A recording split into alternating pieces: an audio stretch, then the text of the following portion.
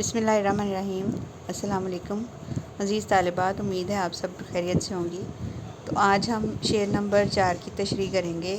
نعت ہم پڑھ رہے تھے، 3 اشعار کی تشریح ہم کلاس میں کر چکے ہیں، امید ہے وہ آپ نے اچھی طرح سے یاد کر لی ہوگی۔ چوتھا شعر ہے: وحدت کی وہاں تابش، رحمت کی وہاں بارش، بخشش کا ہماری ہے سامان مدینے میں۔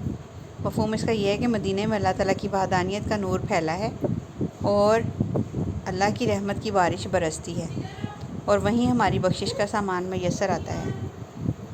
تشریح ہم اس کی کریں گے، اور اس میں ہم پہلے ابتدائیہ جو کہ ہم نے پہلے شعر کے شروع میں 3 لائنیں شاعر کا تعارف اور نعت کے تعارف کے حوالے سے شامل کیے ہیں، ان کو شامل کریں گے۔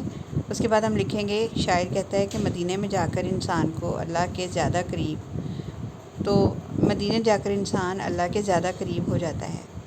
مدینے میں اللہ کی وحدانیت کا نور پھیلا محسوس ہوتا ہے، کیونکہ نبی صلی اللہ علیہ وسلم کی ذات اللہ تعالیٰ کے احکامات کا عکس ہے۔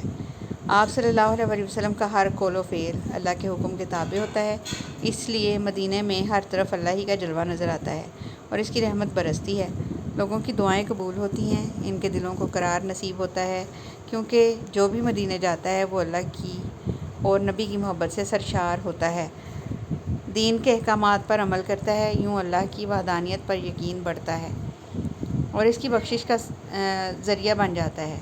مدینے کی برکت سے اسی لیے ہے کہ یہاں نبی صلی اللہ علیہ وسلم کی آرام گاہ ہے، یہاں آپ کی عمر مبارک کے 10 سال گزرے۔ اللہ نے بھی مکہ مکرمہ کے بعد اس شہر کو فضیلت سے نوازا، جس سے ہر مدینے جانے والا فیض یاب ہوتا ہے۔ آگے شعر نمبر 5: یہ میرا عقیدہ ہے، یہ دل کا عقیدہ ہے، ہوتی ہے ہر ایک مشکل آسان مدینے میں۔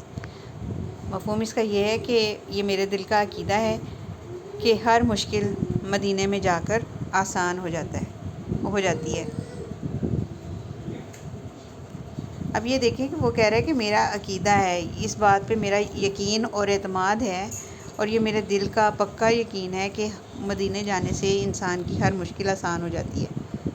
اس کا ہم تشریح جب لکھیں گے تو وہی جو ہم نے پہلے شعر میں ابتدائیہ پہلے لکھا وہ شامل کریں گے، اور اس کے بعد لکھیں گے، شاعر کہتے ہیں کہ جب انسان اللہ کی خاطر اللہ کی رضا کو اپنا مقصد سمجھ لیتے ہیں، یہ رضا غلطی سے لکھا گیا، مقصد سمجھ لیتے ہیں، تو ہر مشکل آسان لگتی ہے۔ اس کے محبوب نبی کی تعلیمات پر عمل کرنے سے یہ اللہ راضی ہوتا ہے، اور مدینہ وہ شہر ہے جس میں نبی صلی اللہ علیہ وسلم آرام فرما ہے، اور مدینہ کی زیارت کے وقت اس کے دل میں، یعنی انسان کے دل میں، نبی صلی اللہ علیہ وسلم کی محبت اور بھی شدت اختیار کر لیتی ہے، اور یہ محبت اسے اللہ کی اطاعت کی طرف لے جاتی ہے، اور اس کو تمام مشکلات حل ہوتی نظر آتی ہیں، اور اس کا عقیدہ پختہ ہو جاتا ہے کہ اس کے تمام مسائل، مشکلات اور الجھنوں کا حل مدینے جا کر ہوگا، اور انسان بڑی شدت سے شہر نبی کی زیارت کی دعا مانگتا ہے۔ تو یہ ہے ہمارا شعر نمبر 4 اور شعر نمبر 5 کی تشریح۔ یہ آپ اپنی کاپیوں پہ لکھیں گے اور یاد کریں گے۔ اللہ آپ کا حامی و ناصر ہو۔ اللہ حافظ۔